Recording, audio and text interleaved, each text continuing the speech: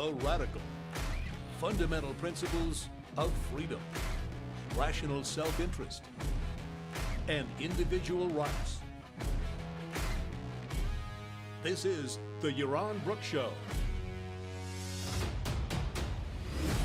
All right, everybody, welcome to Yaron Brook Show on this Monday, September 30th, 7 p.m. East Coast time. Hope everybody's having a good beginning to their week. I am jet lagged. I don't usually take this long to recover from jet lag, but I am definitely jet lagged. I woke up like at 5:30 in the morning or something. So anyway, we'll see how much energy I have today. Given that what I'd really like to do is go to bed and go to sleep, but it's a little early for that. So you guys are keeping me busy and keeping me awake. All right, we're going to cover a few stories today, and of course, you guys get to shape the rest of the show. We'll talk about the Israeli invasion or limited, localized, targeted raids, as the IDF has defined them, into Lebanon that started a few hours ago and was officially announced about 10 minutes ago. We'll talk about some issues around free speech, some pretty horrifying remarks made by John Kerry around free speech, the First Amendment, which is worth talking about. We'll talk about the strikes at the ports that are launching, I think, this week, and could really cripple the imports into the United States just before holiday season. It'll affect the whole East Coast and the Gulf ports. Let's see, some revolutionary, amazing breakthrough stem cell treatment. That is worth talking about as part of our. We got to have some good news, right? And there is a lot of good news going on in the world on a small scale. All right, so remind you, you get to shape the show. Super chat is available. You can ask questions. I will answer them. A big chunk of the show is me answering your questions. Ask me anything, not just in Ask Me Anything shows, but in all my shows, you can ask me anything. Pretty unique, I think, in the podcasting world out there. And you truly can ask me about anything. I don't promise to answer everything, but I certainly try. And I read all the super chat live. Somebody says late stream. I mean, yeah, no. I mean, this week, as I said, because of doctor's appointments, the schedule is going to be a little iffy in terms of timing. I'm committed to doing a show every day, but some of them might be in the evening because during the day I'm at the doctor's. That's just the reality. So we'll see how it all works out over this week and then next week. As I think everybody knows, I'm going in for shoulder surgery. We'll see. We'll see. I'm hopeful, but I'm also. All right, we'll see how it goes. Anyway, the shoulder surgery is not a big deal. It'll be fine. It's just how incapacitated am I gonna be, and for how long? When can I start traveling? How intense can I travel? When? All of that is kind of. All of that is an issue. Anyway. Let's start with the story of the moment on the international scene, at least. The IDF has announced the beginning of a ground operation against Hezbollah in southern Lebanon. That means ground operations, and tanks are rolling into southern Lebanon in specific locations. Supposedly, Israel intended for this to be a major offensive, basically taking the entire area in southern Lebanon, south of the Litani River, and demilitarizing it, rooting out all elements of Hamas from it, destroying all of Hezbollah's capabilities of launching missiles into Israel from it. But the Biden administration has, it's so pathetic. It's pathetic. The Biden administration has again demanded that Israel not engage in a full-throttled invasion into Lebanon, that it restrict and limit its invasion into Lebanon. So they're calling it a limited, localized, targeted raids. That's the official statement. Limited, localized, targeted raids. It's not an invasion. They're not taking the territory. It's very limited. Who knows how long it'll last. Last time, well, I mean, I remember 1982 was supposed to be a limited, localized, targeted raid. And very quickly, Israel was in Beirut. I don't think that's going to happen this time. I don't think anybody has the audacity. There's no Arik Sharon to just roll the tanks towards Beirut. But that's what should be done, but that's not what will be done. A few interesting facts about this. Israel's told the people who live in the villages in southern Lebanon to evacuate. They've been talking about this for a week now. As of this morning, they emphasized this. They asked them to get out of the way. So I think what they're trying to do is basically say, look, if you're really innocent, if you're a civilian, if you really have nothing to do with Hezbollah, leave. And by the way, anybody who stays, we're going to assume is part of Hezbollah. And if you die, that's on you, not on us. I don't think the world will quite see it that way. I don't think they'll still blame Israel for civilian casualties. But that is the strategy. They've asked the villages all along the Israeli-Lebanese border to evacuate north. Many of them, many, hundreds of thousands supposedly have already done so, have already evacuated the south.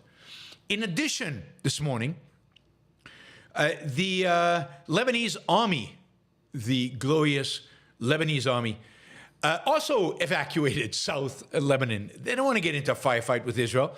They have no interest in war with Israel. They are just getting out of the way, and they're going to go to the other side of the Litani, and they're going to sit in their jeeps and watch Israel and Hezbollah go at it.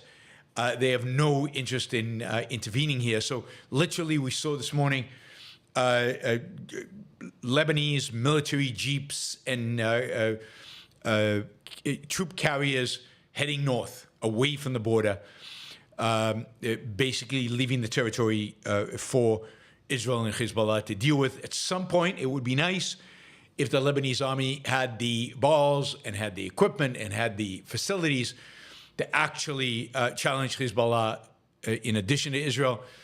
They want Israel to do all the heavy lifting. They want Israel to do all the work. But ultimately, the beneficiary of this will be the Lebanese. And the Lebanese army should be there to protect the Lebanese people from, among others, Hezbollah, which is a state within a state. Again, isn't this like anarcho-capitalism again? Like you've got competing militaries. You got the Lebanese military. You've got the Hezbollah military. I guess you got the Israeli military. And they're all kind of occupying almost the same land. And, when they disagree, they use mediators and rational means by which to disagree. And violence is really, really, really the last resort because rational people never do violence. So that's what the anarcho-capitalists tell us. It turns out no. It turns out that bad guys use violence, and somebody has to suppress it. And yeah, you need a monopoly over the use of force, but they don't seem to have it. Anyway, the Lebanese military is out of there. Israel, the rumors are, I have no inside information here, but rumors are that Israel, over the last few days, weeks, maybe years, has been using special forces operations to go into southern Lebanon and prepare the ground for the ultimate movement of tanks and heavier equipment. They've been going in and I guess booby-trapping putting booby traps on some of the tunnels of the Hezbollah, destroying munitions, figuring out where Hezbollah is, where it isn't. In other words, preparing the field so when Israel finally does go into southern Lebanon, it does not suffer from too many casualties as a consequence. So that is special forces, Israeli special forces, have been in southern Lebanon for quite a while now. And again, working in order to prepare the ground for this Israeli, I can't say invasion. What was it? What was it again? It was limited something, limited, localized, and targeted. Raids.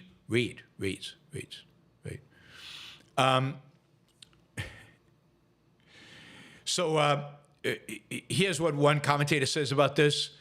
The way the statement from the Israeli Defense Force was worded, this appears to be exactly what U.S. officials were saying it would be, a limited operation. There likely won't be any goal yet of territory control or capture.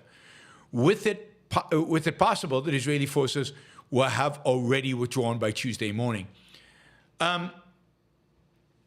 This is pure appeasement of the Americans.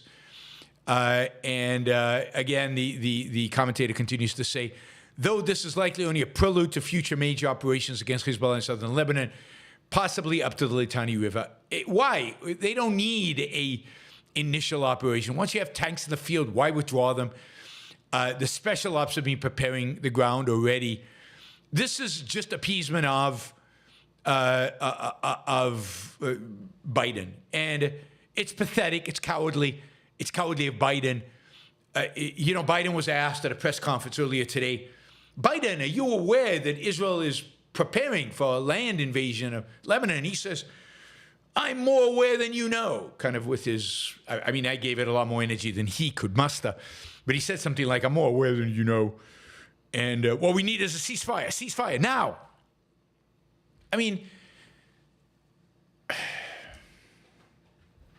It's so frustrating.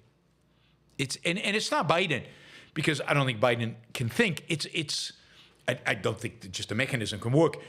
It's his people. He's surrounded by advisors who are basically telling him that only negotiations, only ceasefires, only diplomacy works.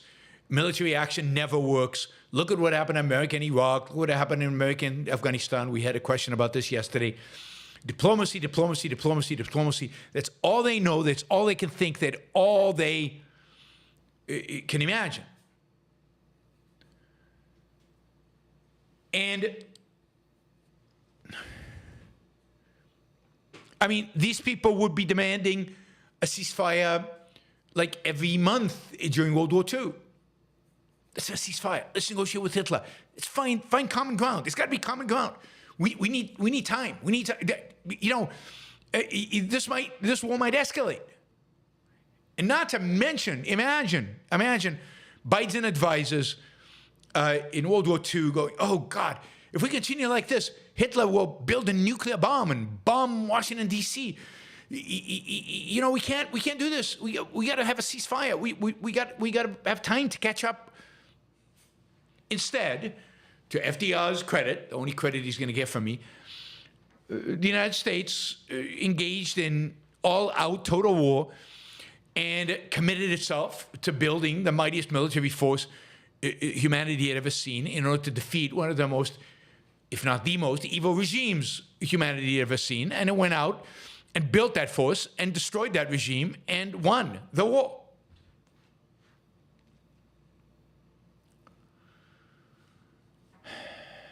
So, that is, that is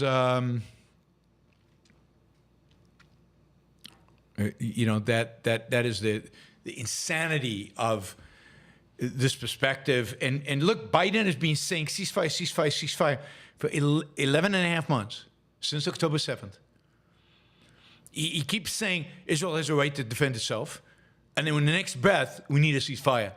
We need to cut the deal. We need to negotiate with terrorists. It's just disheartening that this guy is president of the United States and that his acolyte, Kamala Harris, might be president of the United States soon, and that the alternative is Donald Trump, an even more offensive human being.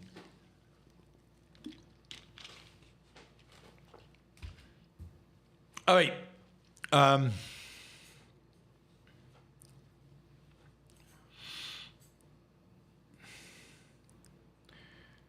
Let's see. What do we want to... So we're going to track what's going on. Israel, in the meantime, has been bombing missile locations inside Beirut. Isn't it shocking? Right next to the airport in Beirut, the international airport, planes flying in and out, there are massive depots of arms. Yesterday, they destroyed a big arm depot of land to sea missiles. That went up in smoke. Today, they've been blowing up other ammunition. And you can tell it's ammo because there's a boom, and then there's boom, boom, boom, boom, boom, boom, all the ammunition going off. They continue to target senior officials in Hezbollah. Salafuddin indeed was appointed today as the new leader of Hezbollah, as I said he would be yesterday. They are continuously also bombing Hezbollah and Iranian affiliated targets within Syria. Just 4 minutes ago, there were reports of explosions and air defense activity over the Syrian capital of Damascus. Israel is very active over there. Again, if you're interested in this topic, I highly recommend you listen to yesterday's show, where I kind of analyze it from a regional perspective, identify Iran as a source of all problems, and identify a war with Iran as ultimately inevitable. Anyway, that is where we are. So we will keep track. I'm hopeful that the Israelis are selling. The Israelis are selling this operation to the Americans as a limited but really this is the operation to kick Hezbollah out of southern Lebanon, kind of, I won't say for good, but for now, to really do it thoroughly and properly. And we will see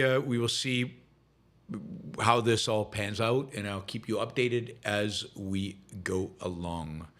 By the way, let's leave it at that for now. All right, let's see. That is that story. Yeah, let's let me get this out of the way. Let's talk a little bit about free speech. I'm not going to give you a big thing about the importance of free speech. I think you've all heard me talk about this in the past. I've given talks about the crucial nature of free speech to Western civilization, the crucial role of free speech in Western civilization. There is no civilization without free speech. It is essential for free society, or any kind of free society. And yet, on the one hand, because of the internet, because of our courts, because of the internet, we have more opportunities for speech today than we've ever had before. We can express ourselves. We can express ourselves in front of people. There's more press today, in a sense of outlets of opinion and outlets of so-called news, some of it real, some of it not, than ever before. It's also true that the Supreme Court today seems to be protective, particularly of political speech, more than it has in the American past. So we live in a golden age, in many respects, of free speech in terms of legal protections.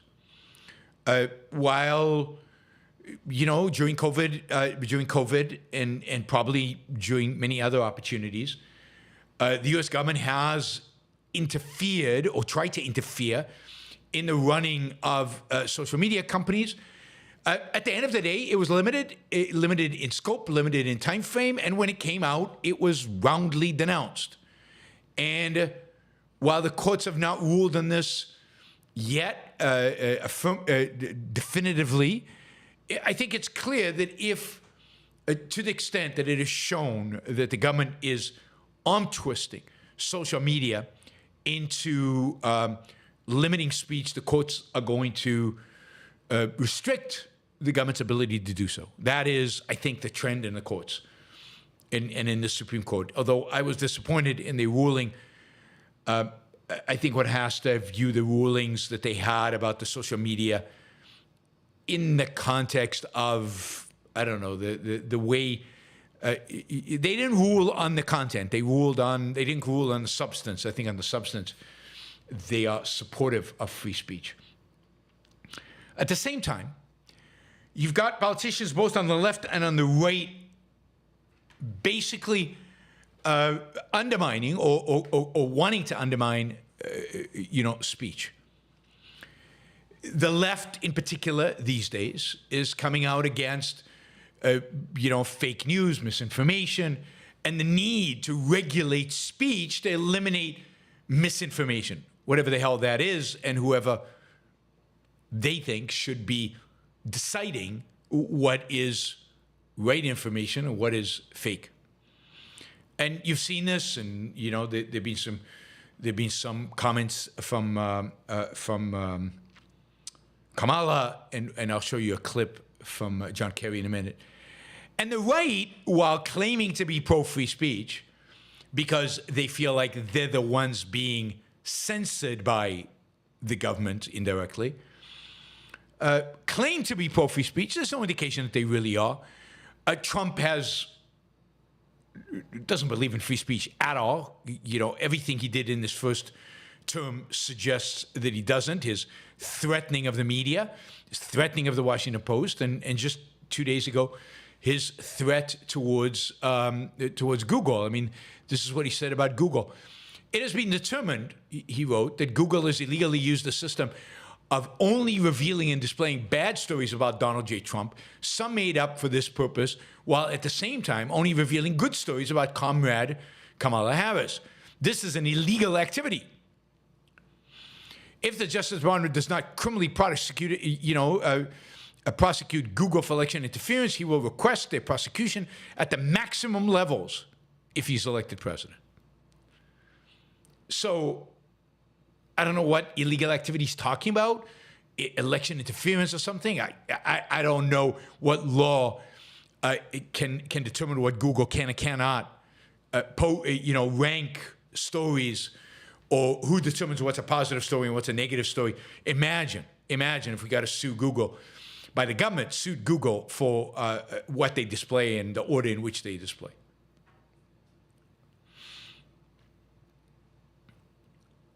So, Trump is basically, again, denouncing the media, coming after the media, and threatening that he will use the Justice Department to go after media. And on the other side of his mouth, he comes out and says, I'm for free speech. I will not allow the government to intervene in speech, when he's arguing that the government should intervene in speech. So, and I'm not even going to get into J.D. Vance and the National Conservative Movement, which is clearly not pro-free speech. They want to limit speech to the speech appropriate to shaping the moral character of people. I mean, they are big fans of Orban, not exactly a free speech champion. But what John Kerry said, which I'm going to show you now, is really, scary, just because of how he says it and kind of the explicit nature of what he says. So I want to show you this. Can you guys see that? I think you can. All right. So this is John Kerry at some impact meeting 2024. I don't know what this is, some panel discussion. He's being asked about something, and it's just a 2-minute clip. I probably won't let it go for 2 minutes, but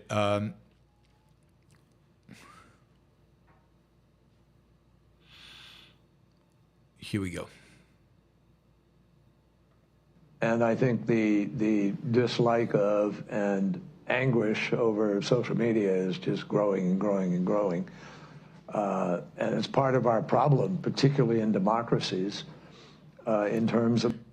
And I guess the problem is that this is growing in people he doesn't like, and people he doesn't agree with, and people of a different, political orientation than his and mine are winning, and that's not good. That's not good. Something has to be done.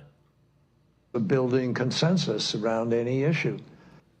So you can't build consensus anymore because people disagree, and when they disagree, they can actually get on social media and spread their disagreement, and it becomes, it goes global, goes viral. People can actually express themselves and say, we don't agree with this consensus. And social media, I think more than anything, is revealing the fact that maybe there was never a consensus to begin with. Maybe we've always been disagreeable. It just now we have the opportunity to express that disagreement, and that social media provides us with, and before we didn't have it. Anyway. Whoops. Come on. It's really hard to govern today. Oh, I want, tears. I'm really getting emotional here. It really is hard to govern today. It's really hard to govern today. Why? Because people disagree with you. Now, it's true.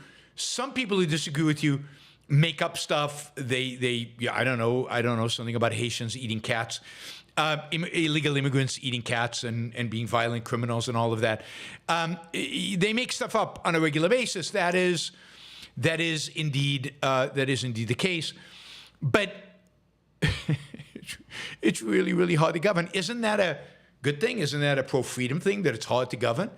And you have to make a special effort really to make the case, to create consensus and make the case for whatever policies you want to govern. Here it is. He's commiserating about how hard it is to get elected first. There's all this opposition. And then it's really hard to govern because you can't get consensus because people who disagree with me have a platform. They never used to have a platform. It just was the New York Times, the Washington Post, a few other newspapers, and maybe ABC, CBS, NBC, and that was it. And we could somehow control all that and form a consensus. And now there's a gazillion different types of media. Some of them make it up. Some of them are conspiracy theories. But some of them are just disagree with us. And it's not like it used to be. It used to be so easy to govern. We had, who has an easy time governing? Well, the Chinese have an easy time governing because they have one basic media outlet. They control everything. Orban in Hungary has an easy way to govern because he basically controls all the media and everybody just says what he mouths. And of course, we know that government-mandated media, government-controlled media, always tells us the truth. There's never misinformation. There's never any mischaracterization. There's never any fake news. They just tell us the way it is. And John Kerry's complaining because we, the people, have a voice. Now, I can understand complaining about the fact that when we, the people, have a voice, it turns out that we're not that educated and we don't, I'm not talking about me or the people listening to this show, but generally there are people out there, they're not educated, they don't know what they're talking about. Yeah, this is why democracy is such a dangerous game. But this is a guy who claims to be for democracy, who claims to be fighting for democracy. This is all about democracy. And yet it turns out democracy is very, very messy because you're dealing with a bunch of pretty ignorant people who don't agree with you. And what are you going to do? What are you going to do? And, and this is why I'm not for unlimited democracy. Democracy has to be very, very, very, very, very much constrained. Our representatives, first of all, the representatives, we don't have direct democracy. And secondly, our representatives should only be able to vote on very, very narrow things. We should be free as individuals in our lives to make decisions for ourselves and not have to get a vote of people about everything that we do. Because if we did, it's very difficult to get a consensus. Luckily, you don't need a consensus to live. You just need to abide by one basic principle legally, and that is not violate other people's rights. And other than that, do as you will, in a sense. Use your mind to pursue your values, hopefully by use of reason. But that doesn't need consensus. And indeed, governing, should be so limited, it should be so restrained, there should be so few things that, yeah, you should have to devote real effort and real time to convincing the American people that the things you think are important, that the government needs to do, they should agree with. You should build that consensus, but it should be over very few issues. Anyway, this guy is complaining because it's hard to control us, because we have too much of a voice. And if you're not yet convinced that he's talking about our voices, if you're not yet convinced that he's talking about free speech, wait. It's really hard to govern today. You can't, there's no, the referees we used to have to determine what's a fact and what isn't a fact have kind of, been eviscerated to a certain degree. The referees, what's a fact or what isn't a fact.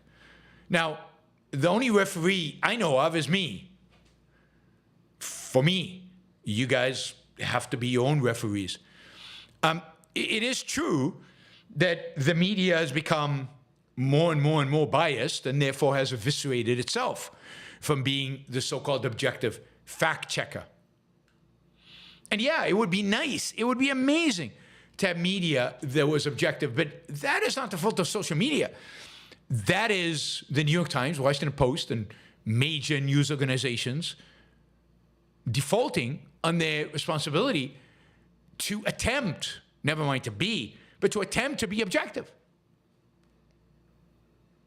And the consequence of that is the rise of competitors. Lots of them. Some of them good. I don't know, the Free Press by Barry Weiss, the Dispatch, others, and some of them horrible.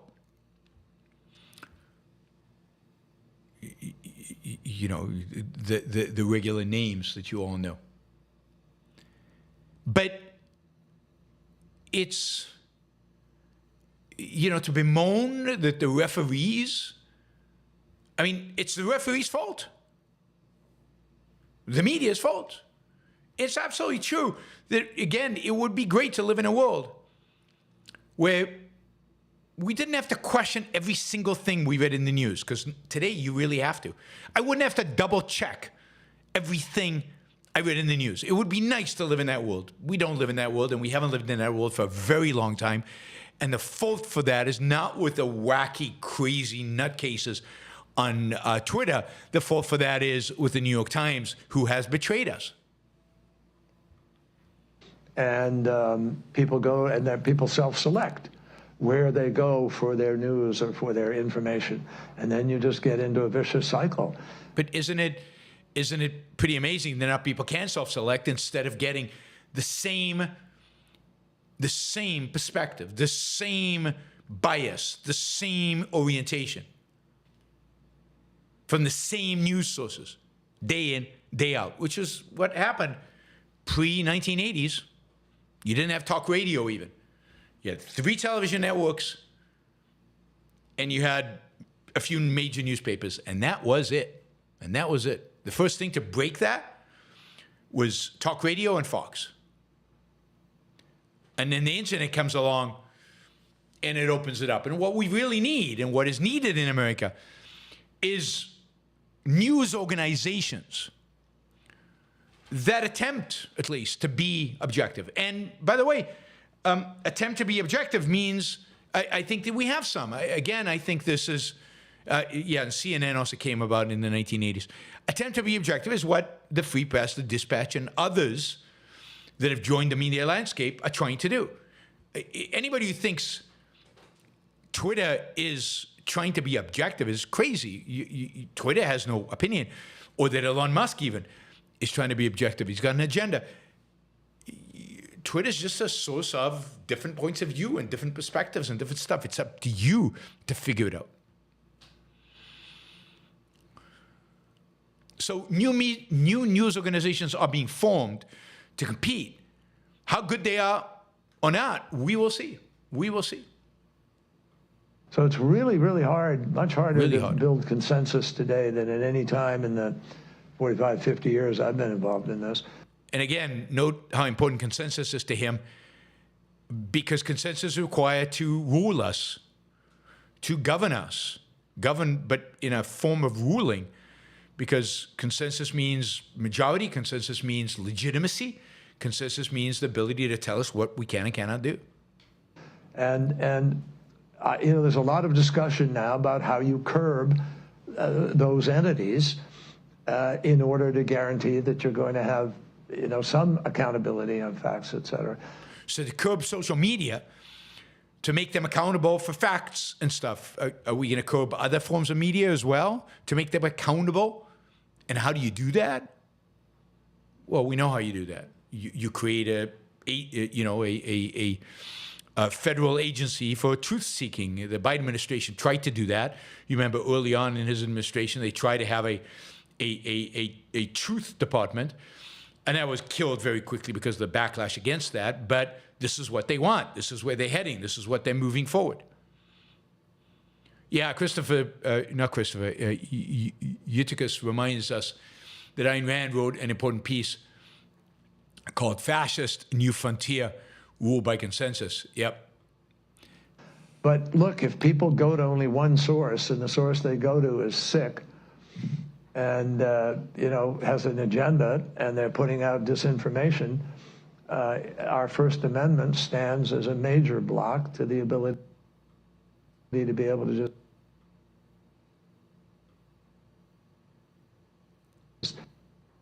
let me do that again. Sorry. This is not responding the way I'd like it to. Disinformation. Our First Amendment stands as a major block to the ability to be able to just, you know, hammer it out of existence. So, did you hear what he just said? So if somebody goes and just listens to one news source, and it happens to be misinformation as defined by John Kerry, the First Amendment is blocking the ability of the government to hammer that source, misinformation, disinformation, out of existence. And it's terrible. We have this First Amendment thing, and it doesn't allow the government to hammer out of existence. Hammer. He's not afraid of using force. Hammer. Out of existence. And he's going to decide. This is the Department of Truth. Is going to decide what is appropriate, what is misinformation, what is fake news, what is appropriate, what is needed in order to reach consensus.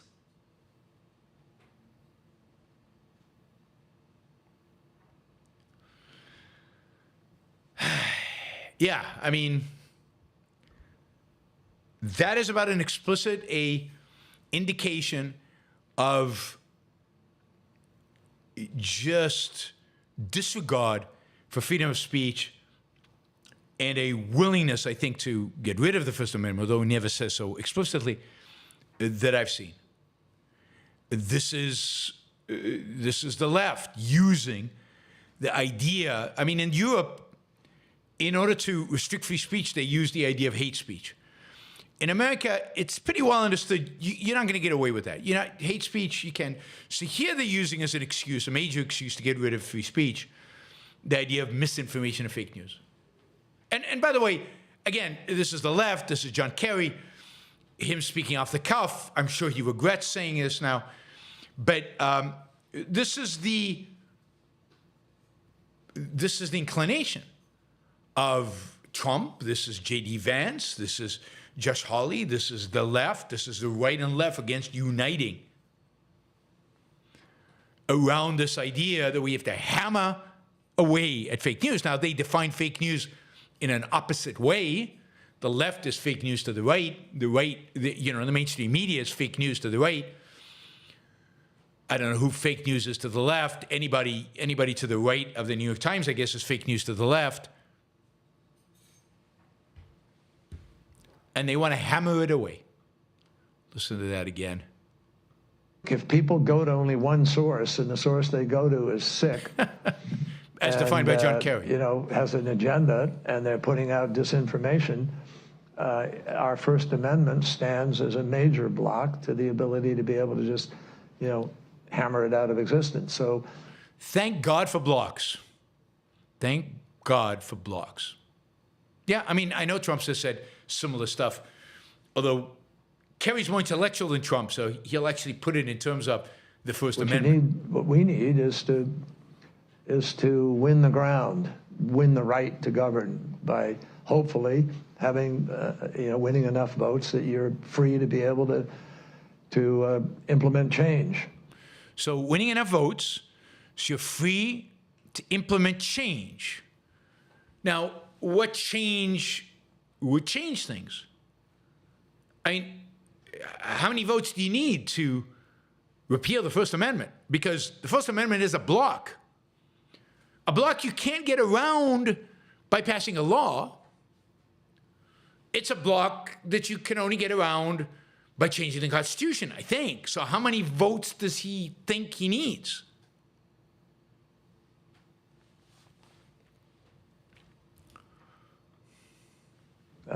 Now, obviously, there are some people in our country who are prepared to implement change in other ways. And So that's you're really questioning dangerous. really if democracy can survive unregulated social media. I think democracies are very challenged right now and have not proven they can move fast enough or big enough to deal with the challenges that we are facing. In other words, democracies cannot move fast enough and deal fast enough with freedom. So the only way for democracies to deal with all this information, all this freedom, is by restricting our freedoms. That's the solution, of course.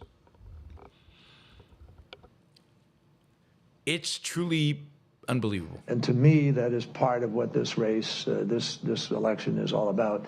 Will we break the fever in the United States?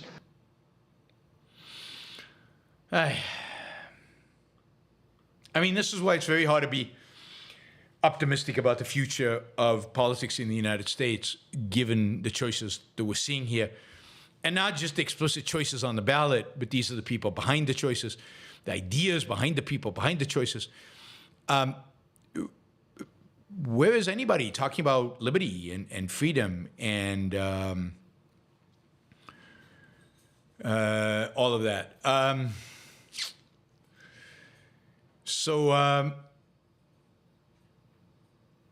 Yeah, it's very, very, very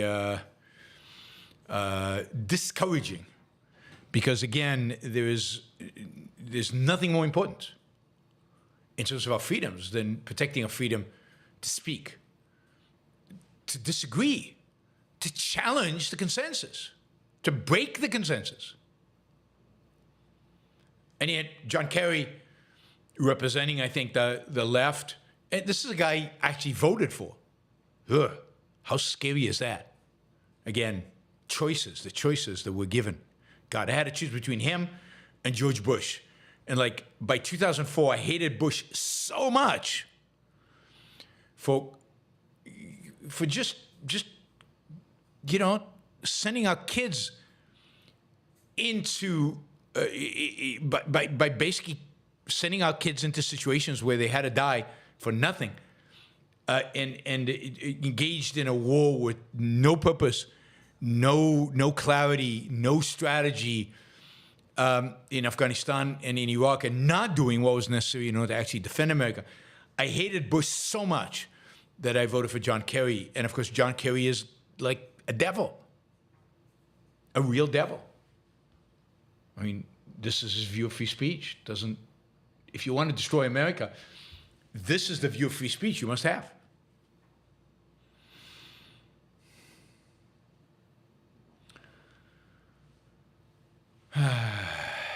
I don't need to be absolved. I really do not need to be absolved. I am completely at peace with my voting record, as unimpressive as it happens to be. It looks like Israel just assassinated somebody in a vehicle in Damascus. I like this idea that the bad guys now cannot drive a car. They cannot be in an apartment. They cannot even be in a bunker, because Israel has the capabilities and the ability to find them out, seek them out, and destroy them and kill them.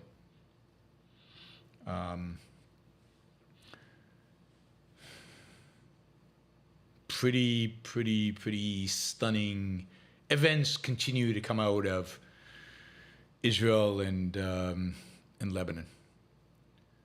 All right, let's see. Yeah, lots of stuff going on above Damascus right now. What do we want? Yes. Next story. Here's Mary Eileen, who says, what Kerry actually means is, quote, it's really hard to force those ignorant commoners to toe the line if they have free speech, unquote. He is such a bastard. I think bastard is too nice of a term, but yes. All right, let's see. Have I ever voted for a candidate who actually won? No, I've never voted for anybody who's won. Yeah, there you go. Okay, so starting, when is it? Tomorrow or later this week, we have a strike. A strike. The entire East Coast ports, all East Coast ports and ports in the Gulf are going on strike. No more container ships coming or going. No unloading, no loading of container ships. This is basically going to put a standstill to much imports and export activity in the United States. 40% of the import-export stuff goes through California, primarily the port in Los Angeles. But, you know, much of the rest goes through the East Coast. So this is a huge drag on the U.S. economy to have this strike happen. It not only affects consumer goods that are imported, but it also affects material that then is used in the United States for production. It's very difficult to import it. And I'm sure a lot of shippers will find ways around it. They'll go to Mexico and then ship it from Mexico. That increases cost quite a bit. They'll maybe go to Canada and ship it from Canada. Again, costly and time-consuming. But this is a major impediment to the U.S. economy. Now, why is the strike happening? Well, what is the union demanding? Well, first, they're demanding much higher wages. Now, just to be clear, wages for ports, you know, blue-collar port jobs is in excess of $200,000. Let me just say that again, $200,000. This is hard work. There's a risk factor. The $200,000 includes overtime. It's union, so they've negotiated good wages, but they want this to be much higher. Now, what is the way in which we increase wages go up in a market economy? They go up when productivity increases. You bring in automation, you bring in productivity enhancing mechanisms, and wages of employees go up. But that's exactly what the strike is about.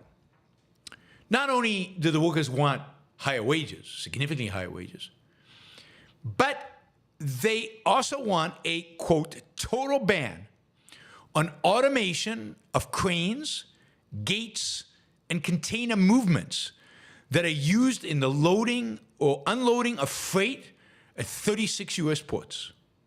I think Ayn Rand wrote another essay called The Divine Right of Stagnation. These people want stagnation. They insist on stagnation, and yet they expect to get paid more. They want more for being less productive.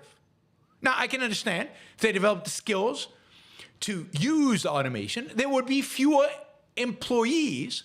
Automation would require a lot fewer people working at the docks. But those people who worked at the docks would probably earn even more money because they would now be more productive. But no, they want no automation of cranes, gates, and containers, container movements. So no robots, no self-driving trucks, no whatever, acting cranes, gates. Gates can work in clickers. They want no automation. I mean, maybe you guys, when you go to office tomorrow, you should tell people, I refuse to use a computer. I want my typewriter. I demand a typewriter. And by the way, I want to be paid more. I want more money, and I refuse to use state-of-the-art equipment. You want me to use ChatGPT? No ChatGPT. I wanna go research everything myself. I want an encyclopedia. I demand an encyclopedia. Hell with Google. I mean, this is truly astounding. But of course, this is par for the course for unions. Unions have always objected to automation. They've always objected to advancement. They've always objected to, in a sense, improve productivity, and therefore the way in which they would rise in wages. They are real Luddites. One of the greatest inventions of the 20th century, yeah, and I'm serious, one of the greatest inventions of the 20th century is the container. It revolutionized shipping, globalized trade, and drove the cost of shipping, drove the cost of trade to negligible amounts. Before container ships, it cost nearly $6 a ton to load a cargo vessel by hand. With containers, that cost went from $6 to 16 cents. 16 cents. That's what, 99% decrease? I haven't done the math.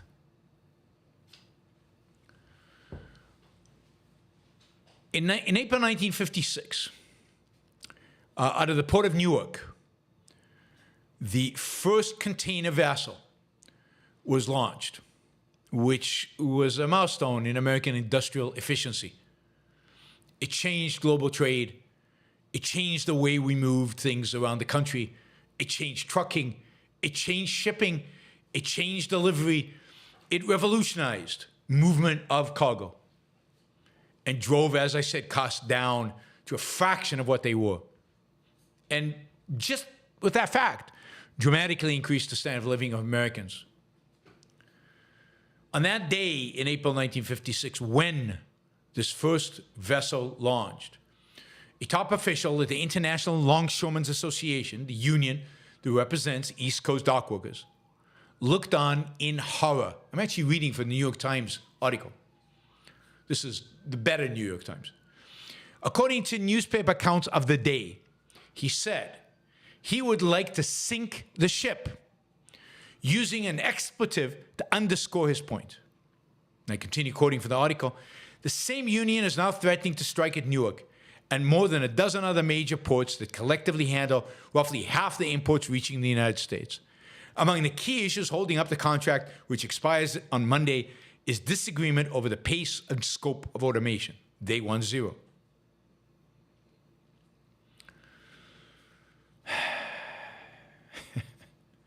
So, and by the way, this is saying imports. What about all the exports? Don't forget the exports. They've always opposed automation. They opposed the container ship. And for a long time, employment in the ports decreased significantly.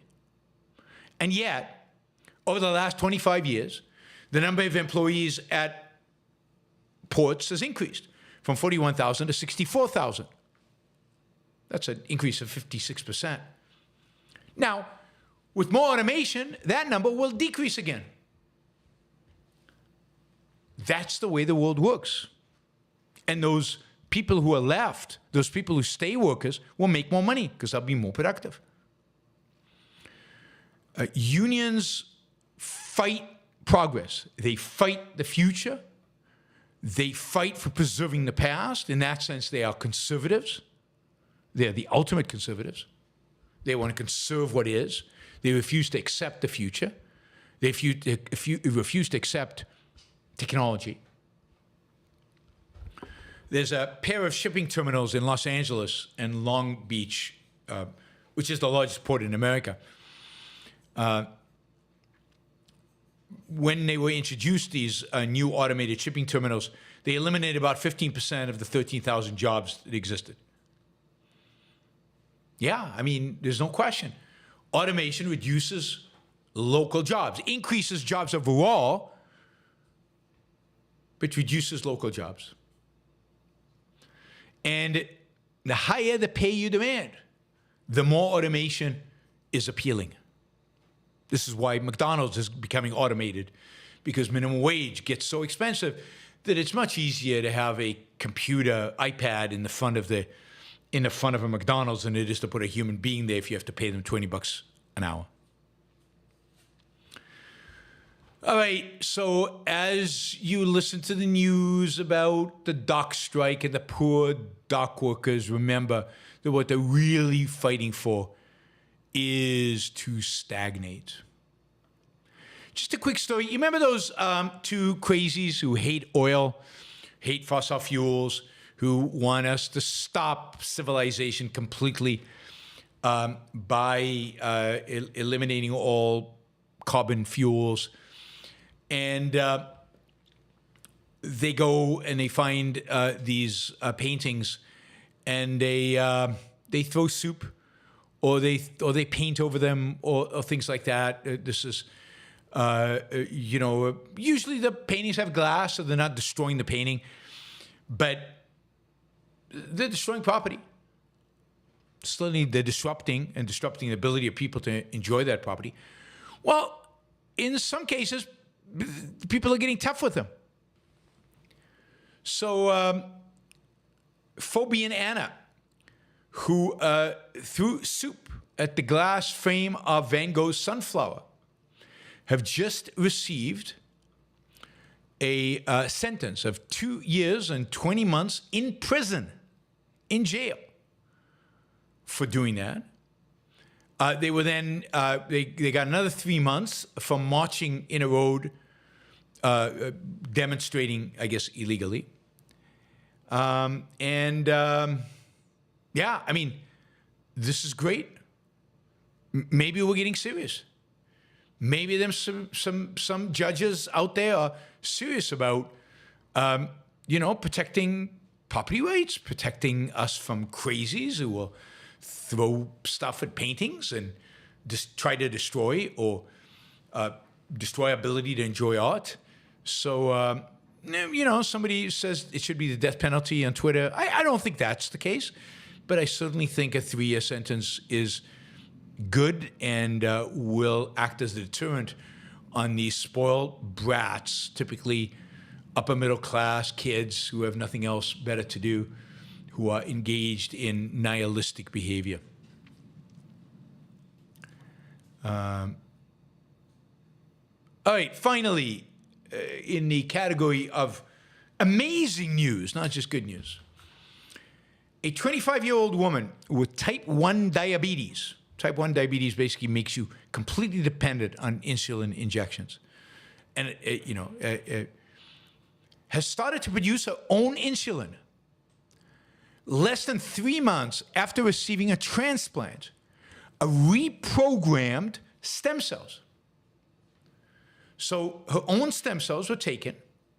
They were reprogrammed to become insulin-producing cells, and they were injected back into her, and now she doesn't have type 1 diabetes anymore. She's the first person with the disease to be treated using cells that were extracted from her own body. She says, I can eat sugar now. This is from a story in Nature. I can eat sugar now. I enjoy eating everything. And it's an amazing story. They've completely reversed diabetes in this patient. And this is a patient who required constant insulin injections beforehand. The study showing this was published in Cell a few days ago. It's coming out of China, so these are Chinese scientists. It follows up on another study from also from China, reported in April that they'd successfully transplanted insulin-producing insullets into the liver of a 49-year-old man with type 2 diabetes. The insullets were also derived from reprogrammed stem cells taken from the man's own body, and he has since stopped taking insulin. I mean, if this is, replicable, if this is shown to work on large populations. I mean, this is basically a cure for diabetes, and diabetes is one of the most prevalent diseases out there. Type 2 diabetes is growing massively in the United States, all over the world, really.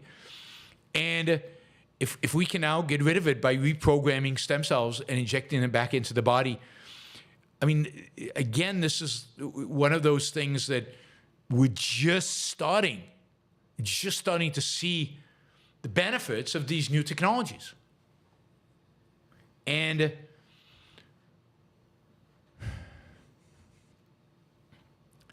now, there's also, large studies being done right now where they are, doing this from donor stem cells. So not their own stem cells, other people's stem cells. Preliminary trials from one trial, shows a dozen participants with type 1 diabetes received these insulettes derived from donated embryonic stem cells that were injected into the liver. They were all treated with immunosuppressants because they're not their cells. 3 months after the transplant, all participants began producing insulin when glucose was present in the bloodstream. I mean, this is pretty amazing stuff. And so now you have to program the stem cells. It's not just injecting stem cells. You have to actually program them. You have to encode them for the production of insulin. I mean, if this is real, and if this is scalable, then this is a massive revolution. What else can we get the body to do that it stopped doing? What else can we instruct the body through, stem cells to get them to? I mean, this is one more way in which we can start reprogramming the body against disease, reprogramming the body to fight disease more effectively, but even reprogramming the body against aging and reverse potentially the effects of aging. So it would be nice if I could inject something and that it would go in and fix my shoulder. Actually, I think for that, you would need one of these nanobots. You need these little robots you'd inject into the shoulder, and they would go in and they would pull my muscle and they would tie it up and they would anchor it to the bone with little screws. Right now, the surgeon has to go in and do that, but imagine you just injected little nanobots that did that. That would be pretty cool. Anyway, exciting technology. If you add up the mRNA vaccines and stem cells and everything else, there is just a ton of super exciting stuff going on in the field of medicine that, should make a lot of us, particularly those of you young out there, optimistic about your prospects for living to very old age, disease-free, which is huge. All right, that is the news from Monday, September 30th. Let us turn to our super chat. Remember, you can ask questions in the super chat. This is your part of the show. Keep asking. We raised kind of the amount that we allocate for raising for the first hour. We did good. Thank you. But let's not forget the second hour. We have to raise the same amount again. So please, and if you're not, we've got a lot of people watching, about 170 on YouTube, over 200 on Twitter. Those of you on Twitter, come over to Facebook so you can use the super chat. But if you don't want to ask a question, but you just like to support the show, value for value, then you can just do a sticker. Just do a sticker and support the show with a sticker. Let me go back and thank the people who've already done some stickers. We've got Eric. Thank you, Eric. Who else do we have here? I know I saw a few. We've got Martin Anderson. Thank you, Martin. We have, we have Martin, and we have Ryan. Thank you, Ryan. We have Mike. Thank you, Mike. We have Stephen Harper. Thank you, guys. Really, really appreciate it. And look, you can do, the nice thing about stickers, you can come in with $2, $1, $1.99, 99 cents. You can do whatever you can afford, right? You can put into a sticker and,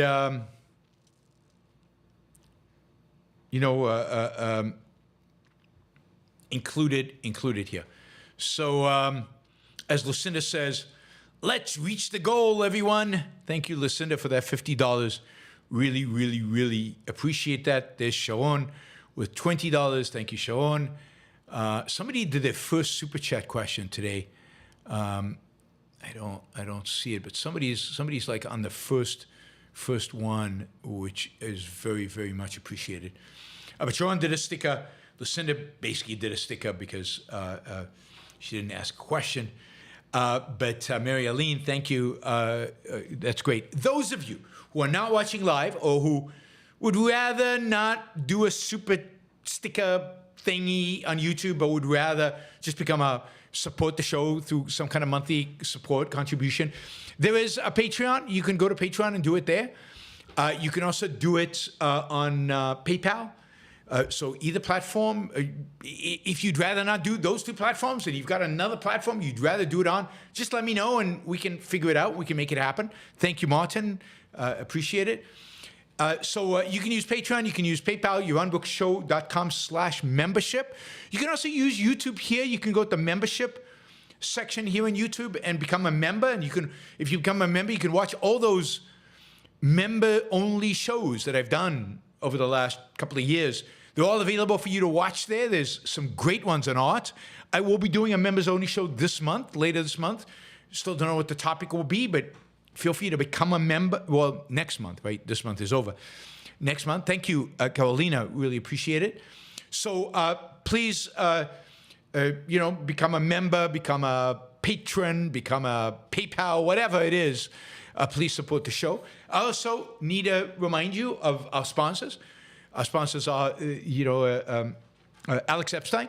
Alex Epstein is the #1 voice, I think, in the world, rational voice in the world, talking about energy, climate change, environmentalism, and fossil fuels. He is the author of Fossil Future. Highly, highly, highly recommend the book. But you can get his talking points on all issues related, on all stuff related to these issues, by going to his Substack, alexepstein.substack.com. You should sign up, subscribe to that Substack. I think he still has his AI that is being trained on Alex, and you can even sign up and access his AI, which has got to be really, really cool. Which reminds me, I need to deal with my AI, but I need time. Short on time. Probably not this week. And then what else do we have? We have, of course, John Bobbin. John Bobbin is as a YouTube channel, PhiLife, Philife. You can find it on YouTube. On that channel, he talks about health and exercise and life extension and taking all that stuff that Atia and all the gurus out there on all these different exercise routines and diets and so on, and he tries to synthesize it and integrate it all. Comes at it from an objective perspective and tries to make it accessible to all of you and individualize it and how to apply it individually. So check him out and subscribe to his channel, John Bobbin. Again, it's PhiLife, Philife, on YouTube. And finally, the Ayn Rand Institute is a sponsor of this show. They're currently taking applications for their Ayn Rand conference in Austin, Texas, in late February. If you're a serious student of Objectivism, if you're interested in these ideas, if you want to study with the best, but if you want to come for a weekend and just engage in a deep dive into Ayn Rand's ideas with people like Greg Salmieri and Ben Baer and other philosophers and intellectuals from the Ayn Rand Institute. And Austin's a great city to be in March or in late February. Get away from that cold from the East Coast or wherever it is you're coming from. Yeah, anybody who's serious about studying Objectivism really wants to dig deep and spend a weekend with other students of Objectivism and with some of the best thinkers and teachers in Objectivism, then the Austin Ayn Rand conference is a must. You should all be there. You should all go. I highly, highly encourage it. You can sign up on aynrand.org/start here. Now, you can still apply for scholarships to the Ayn Rand conference that is going to be held in Brisbane, Australia, to all you Australians. I'm a little disappointed. It doesn't seem like a lot of you Australians are actually applying for scholarships or coming to the conference, and I'd really love to see you guys. I'd really love to see you guys there. And then you can also do it for the Ayn Rand conference in Berlin for all you Europeans. So Austin, Berlin, Brisbane. You got to go, guys. Got to sign up. It's a really fun weekend. It's not that expensive. You learn a lot, and if you're a serious student, you get a scholarship, so it doesn't cost you anything. So again, highly encourage people to go to these conferences and really take the opportunity to dig deeper into this philosophy. All right, let's jump into our questions. And Carl Meisenbach, thank you for your third super chat ever. Just got that. Thank you.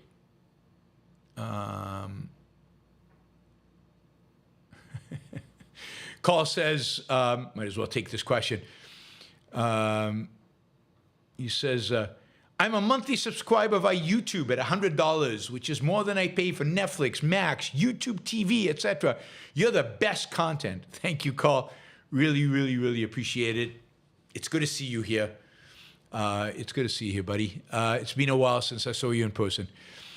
All right, let's see. We're going to start with Shazba.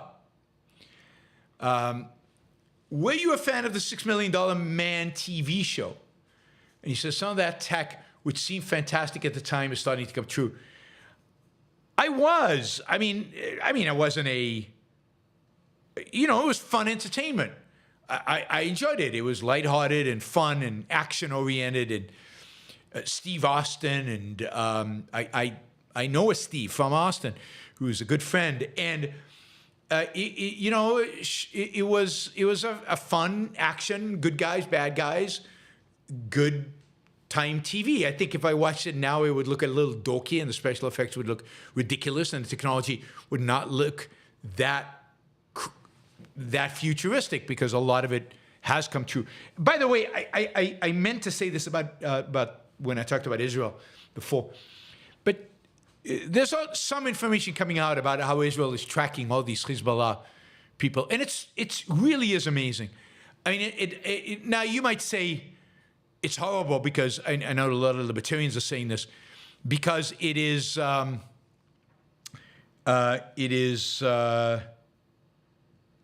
shows how the government can violate our privacy and get into our lives. But the reality is that Israel is using technology to basically track bad guys, and they're using everything. Supposedly they can have access to the remote control on your TV. They have access to your car, to the electronics in your car. They can hack into pretty much anything. They've been able to track the exact movements of many people within Hezbollah. Everywhere they go, they knew exactly where Nasrallah was, exactly when. On a number of occasions, they didn't kill him when they had the opportunity, but they knew where he was. They could have killed him on many occasions. The level of sophistication, of use of big data, of extrapolation from piece of data to come to conclusions about where somebody is, what he's doing, and how he can be taken out is pretty stunning. And in the hands of a police state, very, very, very scary. Very scary. So I admire it when it's Israel. It scares the bejesus out of this when you give this technology to China or Russia or Iran or South Korea. Luckily, the good guys are better at technology than the bad guys. One of the indications that the good guys are good guys. One of the best things about China is the very fact that, a sign that there's some good in China is the fact that the stem cell technology is coming out of China, and they're doing these amazing things with it.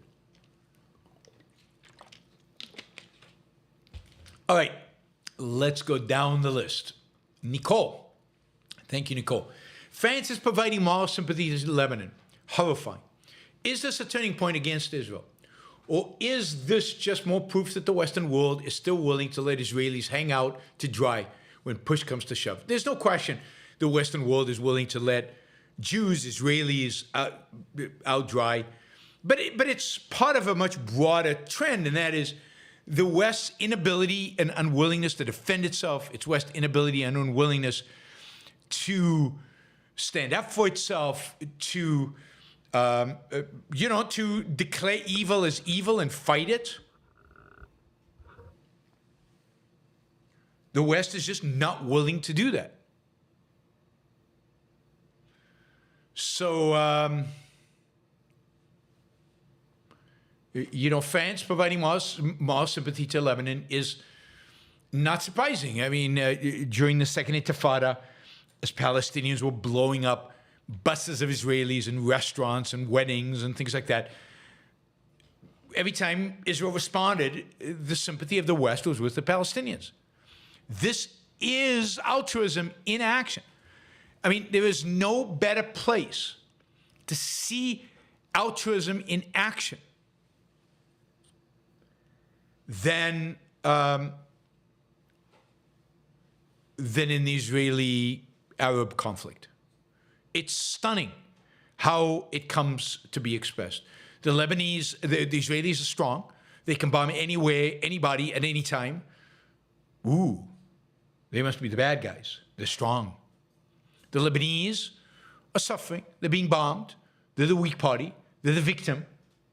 They must be the good guys. It's altruism everywhere. Altruism everywhere. Israel had some sympathy from the West after October 7th because they suffered. Because, yeah, Hamas did horrible things to them. They were victims. As soon as they stopped being victims, stood up for themselves, and went out to seek justice, they became the villains. And that's altruism. That's Christianity through and through.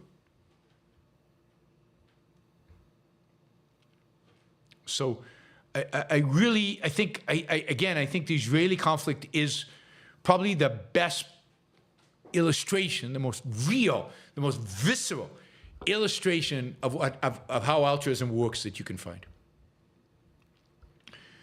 Stephen Kreisman, is it in the U.S. interest to intervene in Venezuela to overthrow the Madura government?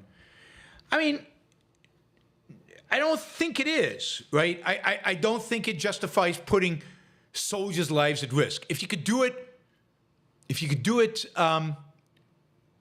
at low cost and at no cost to lives, sure.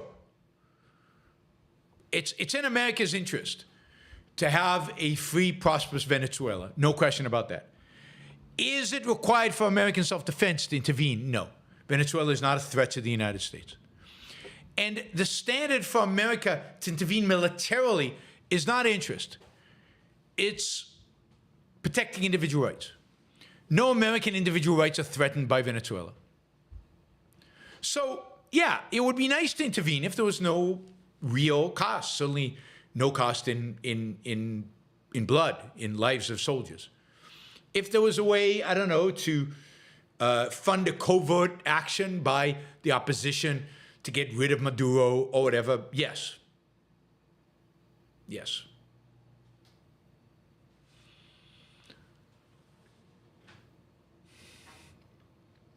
So remember, military action, putting the lives of soldiers at risk, should only be done when the individual rights of Americans are threatened.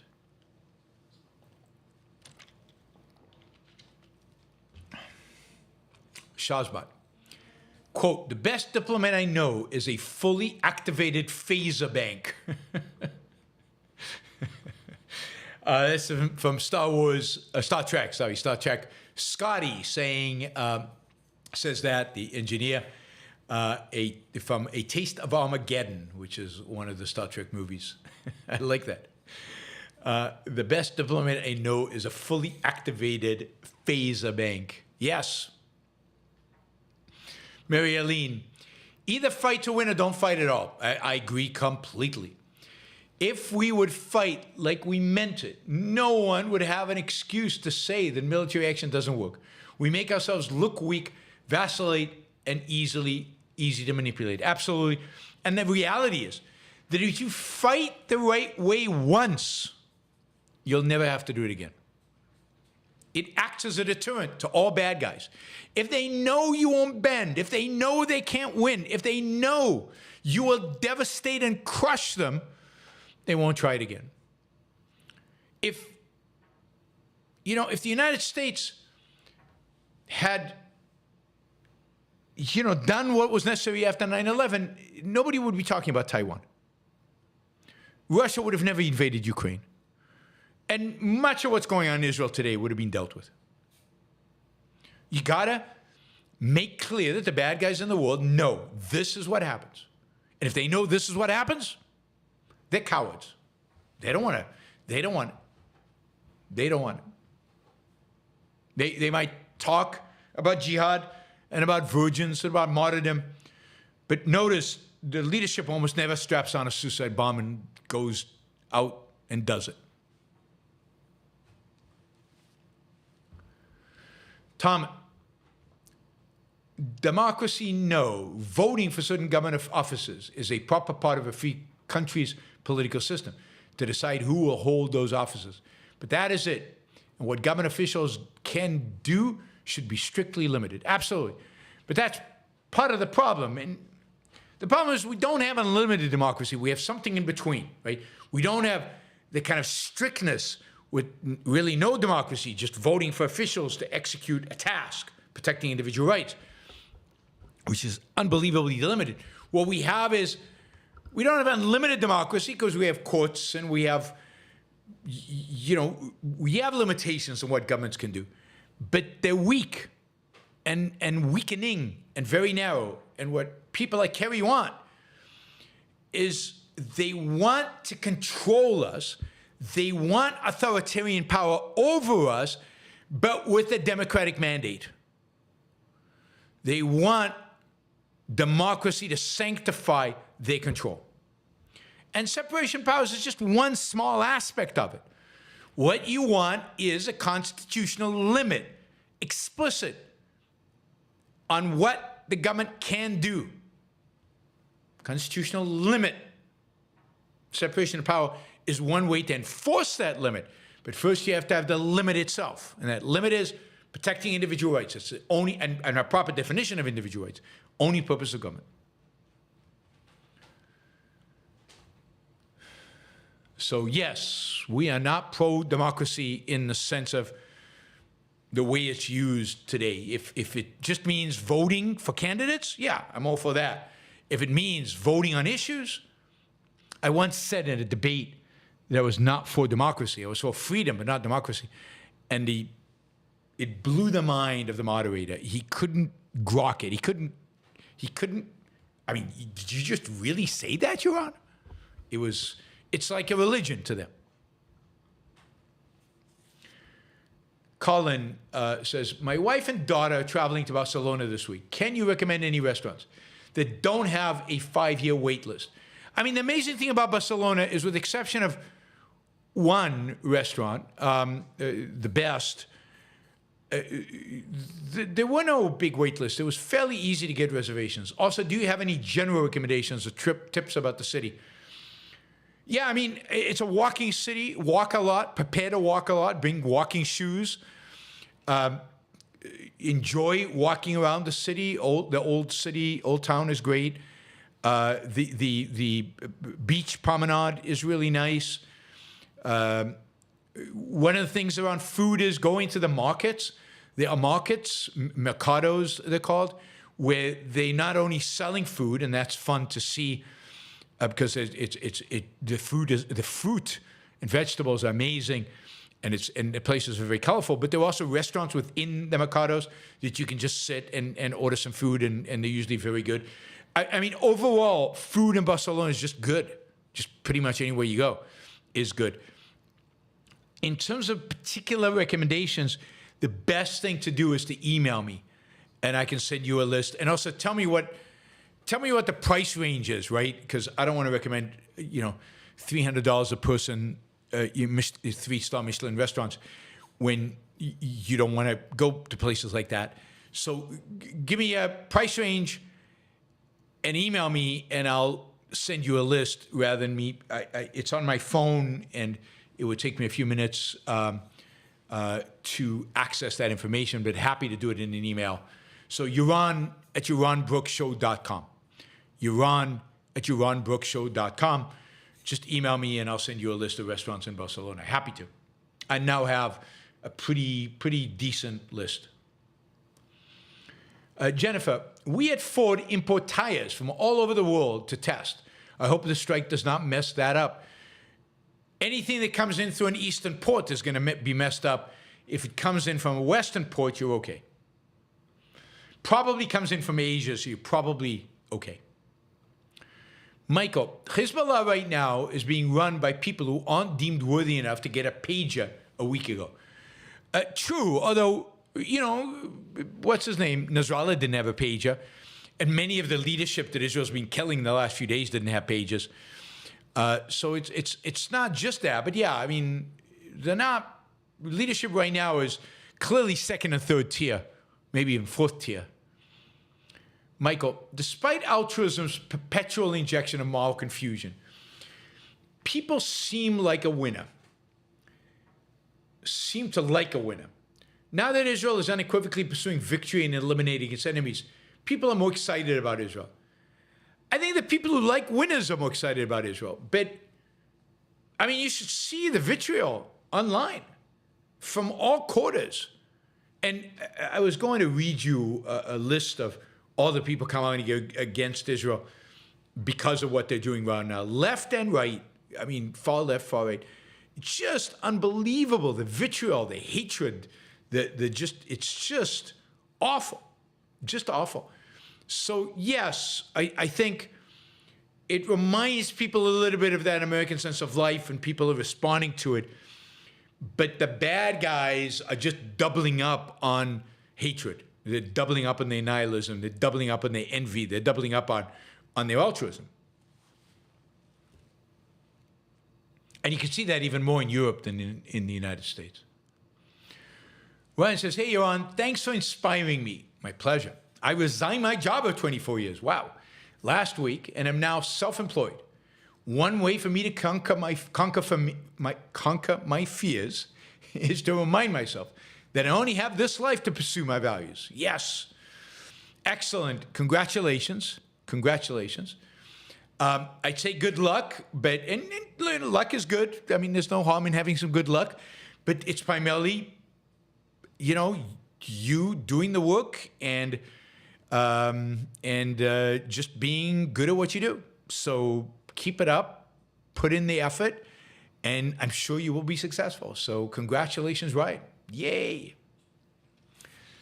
I love, you know, this is the kind of influence on the culture that I'm having, and I love it. So I might not be influencing Washington, D.C., but I'm influencing one mind at a time. All right, Carl Meisenbach. Onkar's talk at OCON on moral sanction is a new level of understanding for me. I agree. It was an excellent, excellent talk. It's one of the clearest, best talks I've heard from Onkar ever. One of the best talks. Generally, I think it was an excellent talk in Objectivism. And of course, as Onkar points out, it's religious thinking. I was raised religious. Mamas, don't let your babies be raised religious. Don't let your babies be raised religious. It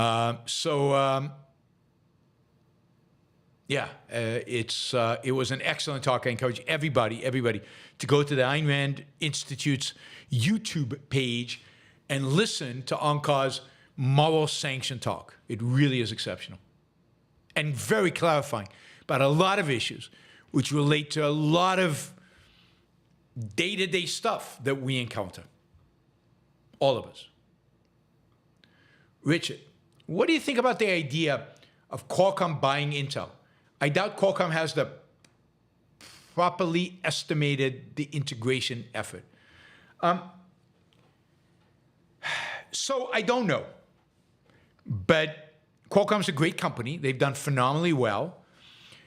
and they would like to diversify out of telecommunication chips. Now, my guess is that Qualcomm would buy Intel and split it up. They would integrate into Qualcomm the chip design capabilities of Intel. And I'm going to guess that they would spin out the foundry capabilities of Intel. And this is, you know, there's a lot of talk about Intel restructuring and splitting into two companies anyway, a design company and a production foundry company. And I think if Qualcomm bought them, this is my guess, I don't have any particular information, but this is my guess, they would spin off the foundry section, and that would make integration a lot easier because production foundry is fundamentally different in the type of work and culture, corporate culture, that I think a design environment has. So in that sense, I think they would spin it off. In terms of if I don't know enough about Qualcomm corporate culture and Intel corporate culture and how much of an integration problem that would be. Mergers are never easy. They're always difficult because of cultural issues. Let's hope Qualcomm knows what they're doing. Something has to give with Intel. And maybe just means splitting it up. I don't know, but something has to give. Whatever they're doing is not working. Jennifer. Rick was watching some British physicist, Simon Holland, on the YouTube, and the guy said that the beeper attacks by Israel were disgusting. Rick said, bye-bye, shut him off. We won't watch him again. Yeah, that's exactly not sanctioning the sanctioners. It's not that this British guy, Simon Holland, he didn't do anything evil. He didn't literally kill anybody. He didn't, but he sanctioned a horrible point of view. And you, by watching him, sanctioning his sanction of that horrible point of view. And it's great when you can stop that. And if we did that consistently throughout our lives with regard to evil and bad, the culture would change. The culture will change because evil and bad thrive. They are fueled by the sanction of the good. By the sanction of the good. This is exactly Ayn Rand's point. It's evil can only survive by, by the good sanctioning its actions.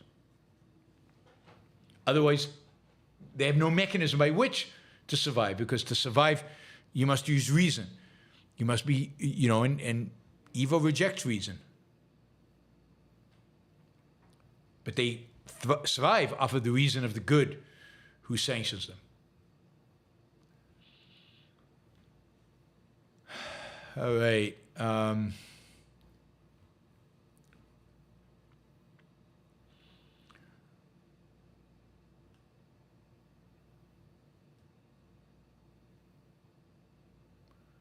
Let's see. Thank you, Jennifer. All right, Ola, it's real good. Can you explain why objectivism is a closed system? Sure, it's fairly easy. Objectivism is the philosophy of Ayn Rand. No, objectivism is not the truth. Objectivism is the philosophy of Ayn Rand. It's what Ayn Rand said about philosophy, about ideas. That's the name she gave her philosophy. She didn't name the truth objectivism. She didn't name, the end of all thinking objectivism. She just named her ideas objectivism. Subjectivism is a closed system in the sense that the stuff that Ayn Rand produced is closed. It's finite. There's only so much he produced. That's objectivism.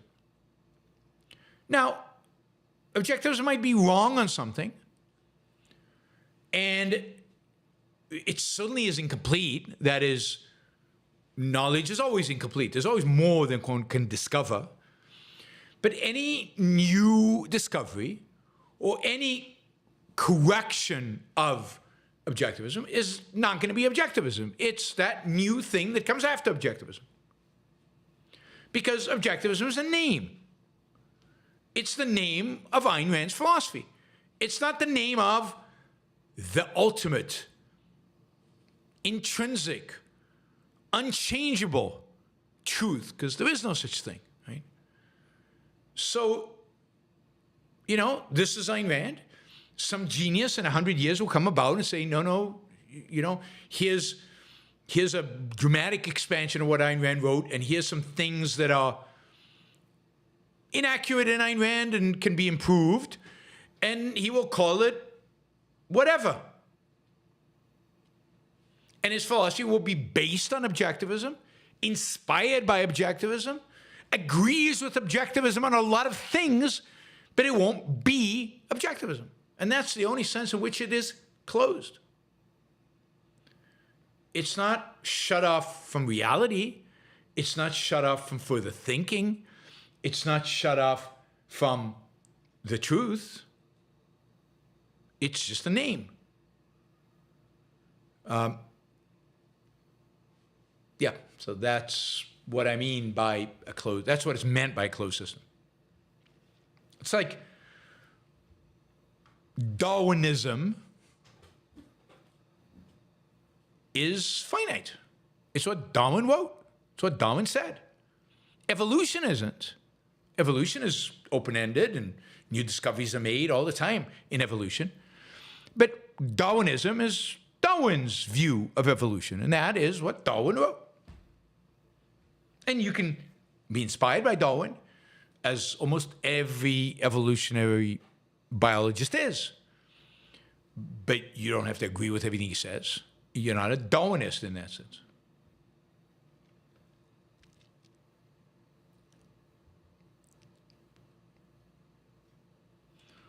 I don't know if Ola is listening right now. So yeah, you have to stick around to get an answer. It takes a while for me to answer the questions. They don't get answered immediately. Eutychus, finally, my first super chat. I love your shirt and the silky silver hair. Thank you. I like that you like the shirt. I like this shirt as well. I like this color. I'm a dark blue kind of. It's the color I like. So thank you. And my hair is. I have no control. I mean, I have control over the color of my hair. I guess I could color it, but it's too much effort, basically. And now it's like, it's who I am, right? I mean, everybody knows me by my white silvery hair. Mary Aline, Hezbollah may try to force civilians to stay, but that is on them and not on Israel. Hezbollah can count on many in the West refusing to get that. Absolutely. Disgusting and true. I mean, disgusting of Hezbollah and true. All right, why is my mouse stopped working? There it is, it's back to work. Mary Leen also says, who gets to say what is misinformation? Well, the Bureau of Misinformation. I mean, Biden literally tried to form such a bureau in the U.S. government early in his administration.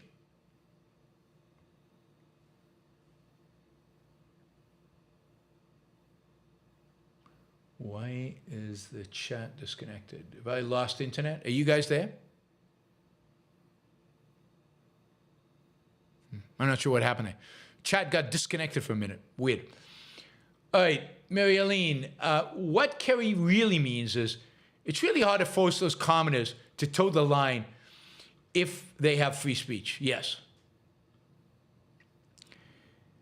Daniel, when you had the hedge fund, did you consider it your central purpose, or did it subsidize your central purpose? It actually mainly subsidized my central purpose. So it wasn't my central purpose, except at the very beginning. I'm curious about you guys. Are you getting interruptions in video, audio? I'm getting these weird messages on YouTube. Matt, Rogan posted an article headline that said, is it time to torch the Constitution? And the top comment was, or just torch the government and follow the Constitution. No one understands the document. No, no one does. No one does. And look, the document for the most part is already torched. And look, the biggest threat that I think Trump poses as president is to accelerate the torching of the Constitution, because he just doesn't care. I think the Democrats pretend to care. He doesn't even pretend. And the real danger is just his just complete misunderstanding, lack of, not misunderstanding, he just doesn't know what the Constitution says, what it means, what it intends, not even at a very sophisticated level, at the most basic, simplest level, he doesn't know.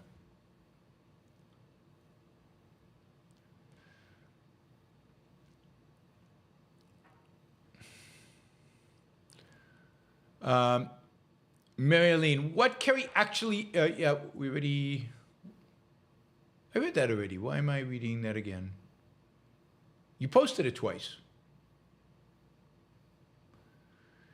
Matt, these primitive Islamists really started a war with a country that has satellite technology, although not just satellite technology. Maybe it has AI, it has some of the, best, probably sophisticated technology in the world. They must not have been thinking clearly or at all. Not thinking is right. Or not believing Israel would ever use the technology.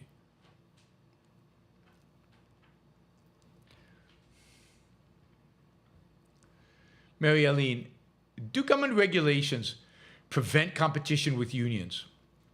Longshoremen created a disaster in Seattle several holiday seasons ago, partly by a debilitated work slowdown.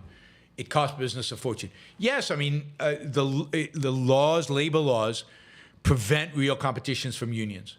You can't fire union employees when they go on strike. You can't just replace them all. So yeah, I mean, I'm not against unions. I'm not against unions. I'm against the laws that protect them from competition.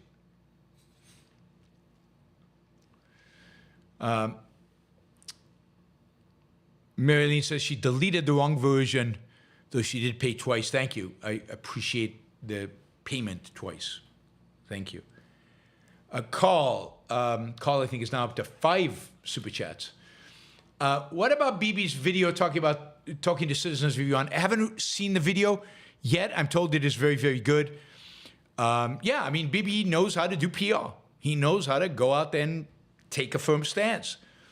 Again, my problem with Bibi has always been the action, not the words. And appealing to Iran directly is the right thing to do. I think that's a great move. Very, very good move. All right. Soupy Cask. Finally got the fountainhead from the library. Oh my God, you're going to have so much fun. You're going to have so much fun. Enjoy. It's going to be, yeah. It's hard. I'm jealous, because that experience of reading the Fountainhead for the first time is quite something. Lucinda, some of my girlfriend's family, including her dad, argue that you should mourn Hitler because they say it's bad to wish bad things upon anyone, no matter the context. This is despite them being Jewish. Yeah, I mean, this is the power of altruism, the power of really a Christian ideal, even though they're Jewish, it doesn't really matter because Christianity is so embedded in the culture. Not morally judging, not being willing to call evil evil. I mean, God, how can you mourn Hitler? I mean, a death, I mean, as I said the other day, slow death. And it's too bad he didn't die a decade earlier. So no, it's the failure to judge. It's the failure to make moral judgment. And that usually comes from a place of cowardice, because you don't want to be judged yourself. But it's straight out of Christian theology. You know, don't judge.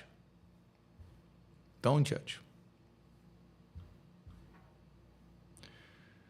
Let's see. Wes, thank you. Really appreciate $50 sticker. Really, that's great. Jonathan, thank you. Really appreciate the support. Let's see. We've got 2 last questions. Carl, and here's a toast to Onkar Gate for the Moral Sanction talk at OCON, available online. Thank you again, Carl. Remind everybody, go check it out. Ayn Rand channel, Ayn Rand Institute channel on YouTube, Onkar Gate, Moral Sanction. You won't regret it. One of the best talks you'll ever hear. And really, really important talk, and one that will directly contribute to your life. Directly. Nick, I anticipate that Iran is accelerating its nuke program as its proxy loses ground. Does the nuclear issue deter Israel from hitting Iran directly? No, the other way around. If Israel is convinced that Iran is accelerating the nuclear program, then it should be, and they would say this, attacking Iran as soon as possible, particularly the nuclear program itself. They know where they're developing the nuclear program. They have the intelligence. So go after it on massive scale. The fact that Israel's not doing that, I hope, suggests that they believe that Iran is not accelerating the program. I mean, it would be an unmitigated disaster if Iran develops a nuclear bomb before Israel has a chance to take that program out. Vadim, this is right now the last question I have in the queue. If you were in charge of the Olympics, what countries would be forbidden to participate? I mean, I would forbid participation. I would change the Olympics to emphasize in the Olympics individual participation, particularly when it comes to governments of authoritarians. So I would not fly and play the anthem of authoritarian regimes, but I would let the athletes participate as individuals if the regime allowed it. So that's what I would do, right? And even as a team, you could have a team participate. It just wouldn't carry the flag of the country if the country was authoritarian. Now, that would mean a lot of countries just wouldn't participate. That's fine. We could have an Olympics of free countries. All right, guys. Thank you. Really, really appreciate the support from everybody. It has been great. Thanks for the super chats. Thanks for all the questions. We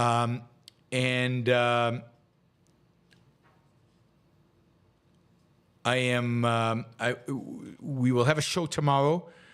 I think it'll be at 2 p.m. East Coast time, but I'm not sure. Again, I'm jumping between doctors and stuff tomorrow, so we'll see when I have availability, but I'm hoping at 2 p.m. tomorrow to do a show, and I hope to see you all there. Another new show. Have a great rest of your week, and I'll see you guys tomorrow. Bye, everybody. Oh, don't forget to like the show before you leave. Really helps the algorithm. Just press that like button. Just easy. Doesn't cost you anything. Press the like button.